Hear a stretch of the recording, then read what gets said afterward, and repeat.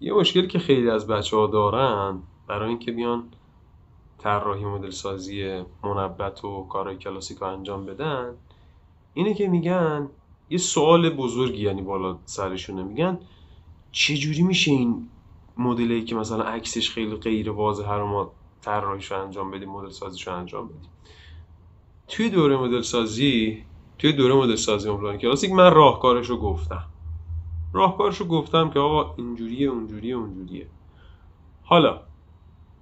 بعضا بچه ها نمیدونن چه کار بکنن، میان تو پشتیبانی از من میپرسن و یکی از خوبی های بسیار زیبای دوره مدل سازی و پلان کلاسیک اینه که بچه ها میان میپرسن هر موضوعی، چه مرتبط با دوره چه غیر مرتبط با دوره، و من در خدمتشون هستم و تجربه 8-9 سالمو در اختیارشون قرار میدم توی حوزه طراحی مدل سازی مبلمان منبت و کلاسیک.